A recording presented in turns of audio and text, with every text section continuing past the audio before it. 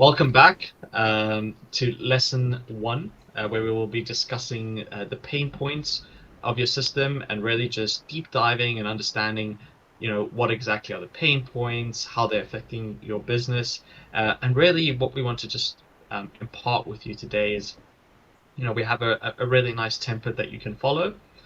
Again, something that I do want to mention is that this is just a framework, okay? So there's no need to copy exactly how we've laid out the framework, in order for you to conduct this workshop with your team. It's very flexible. You can customize this in any way you want, but just use the framework and the principles that we're imparting to you today. That's really the value of this workshop. All right, and there will be a downloadable link where you can download the slides and you can fill it in on the slides if that's what you want to do and print them out, or you can have a whiteboard. Really, you can make this your own. But yeah, we just want you to understand the framework and the thinking behind what it is we're doing here. So moving on to the three key pain points. All right, so in any company, right, if you're wanting to deploy a new system or create a new product, or for your employees to use, there are going to be some pain points that have led you to go, you know what, I'm actually really tired of having to do X, right? And it would be really nice if I had Y, so X can just go away and I don't have to do it anymore. So really what you want to do is that you want to define the company's core issue. So you want to clearly outline the primary challenge or obstacle the company is facing. There's really no point you continuing, on this journey for a nice to have. It has to be an actual problem that, there's a fire that you can foresee a fire, or there's an actual fire going on. All right, and really just understand and outline what is causing that problem, so that you can create a valuable solution. Absolutely. And then I think also the second point is you identifying the key pain points, and you need to focus on the specific pain points experienced by the individuals and the departments, and prioritize them based on their impact and relevance. Now, what you need to understand is that you don't just want to tackle a pain point from one perspective, okay? Because the thing is that when you're looking at a process, you need to understand that there could be different perspectives on how individuals interact with that process. And each individual and each department could have a different pain point that they could be experienced in the same part of the process. And you really need to get that information and that feedback. Because what you don't want to do is that you don't want to solve person one's pain and then inflicting more pain on another person by solving this person's. You don't want to make a system better for person A and make person B's life more miserable. Okay, you really want to bring in the people that will be able to define the pain points from different perspectives. So do not do this exercise with a very small team. Make certain that you do get the relevant people in here, because you need to hear their pain points. And then again, prioritize them based on their impact. Okay, listen, if you're giving people a platform to talk about their problems, you're going to get lots of problems.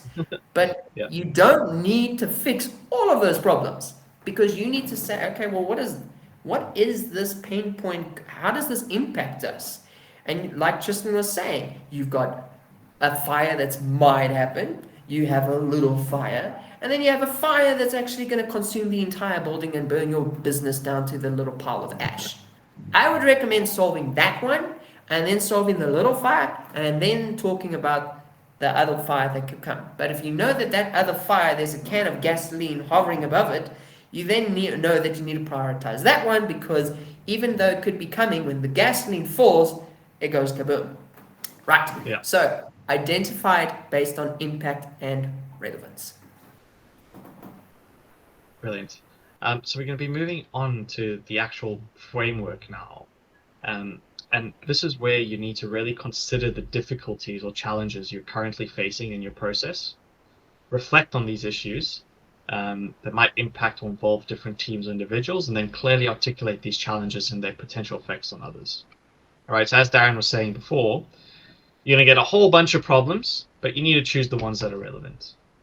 All right, so we're going to drop in some examples here so you can just understand the framework of the thinking, right? And then Darren will just explain, the points from there. So in terms of the departments affected. So let's go here.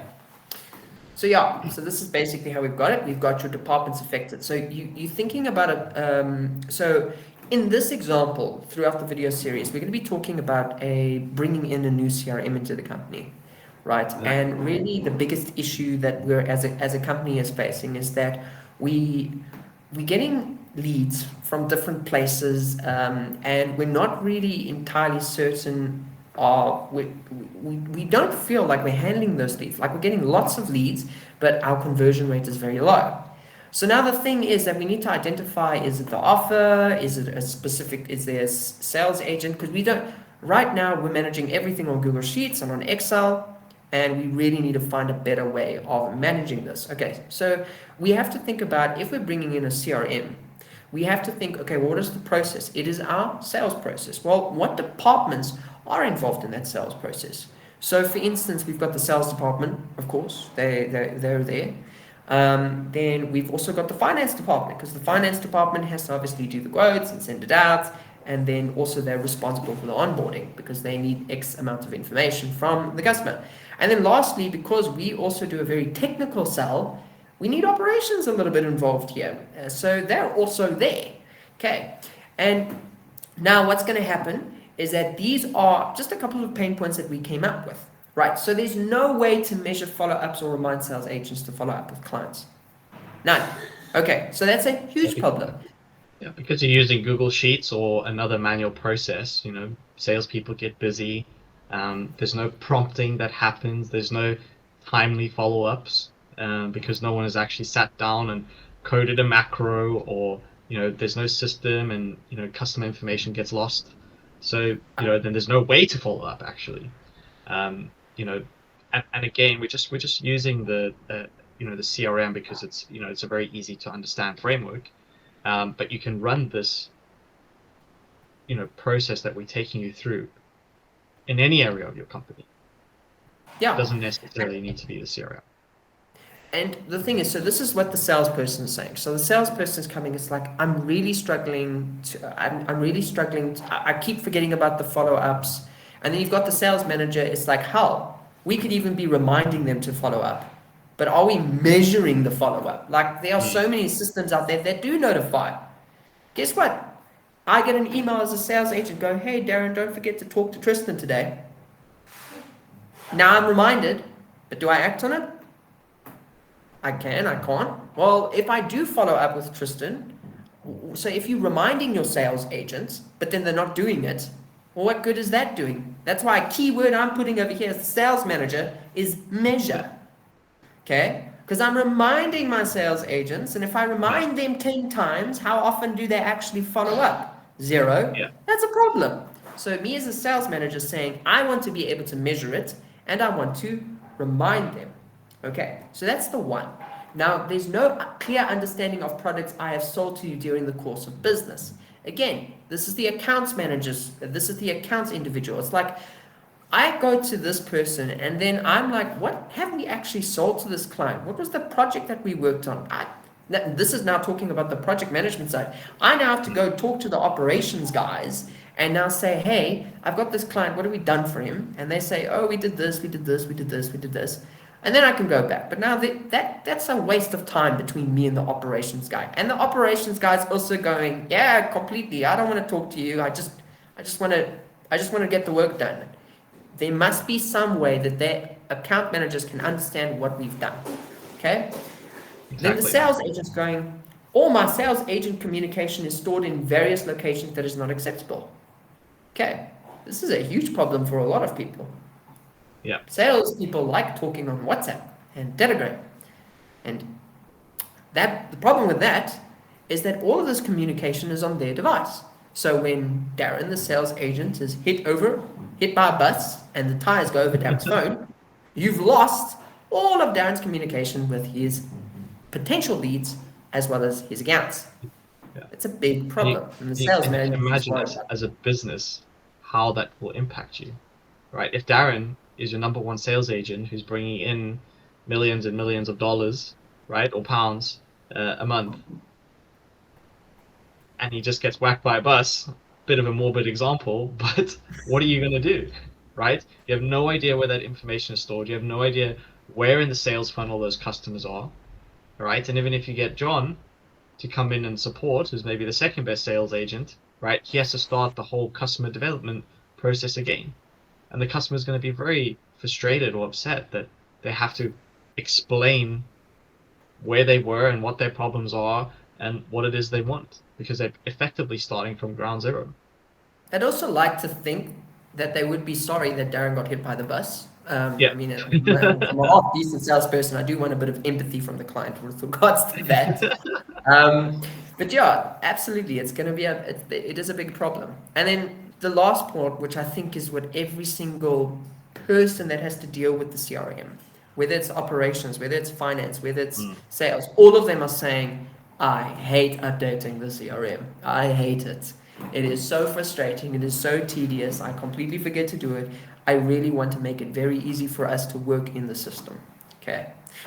And listen, there could be so many more points. The finance team could say it's really difficult to get the information I need from the client so that we can actually onboard them properly. The operations people keep saying, listen, I want to understand the scope.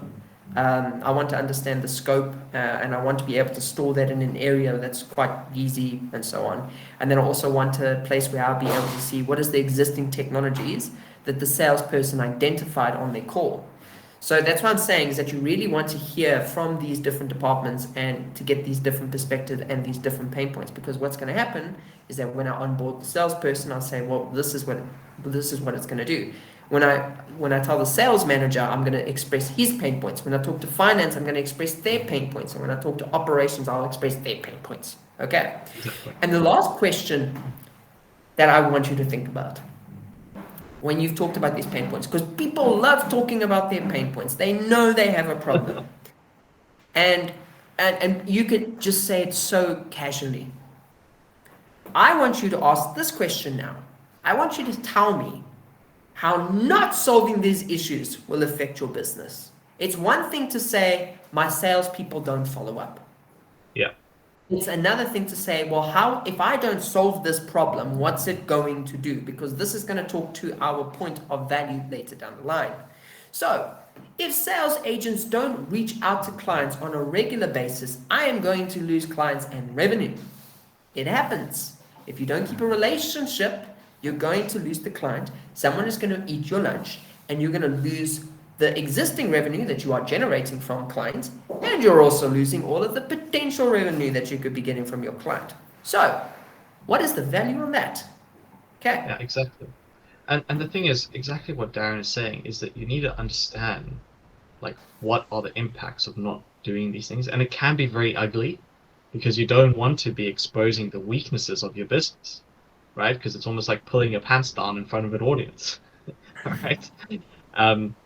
That's effectively what you have to do here, because without this step, it becomes very difficult for you to really understand the fundamental problem and its effects that it's having on your company.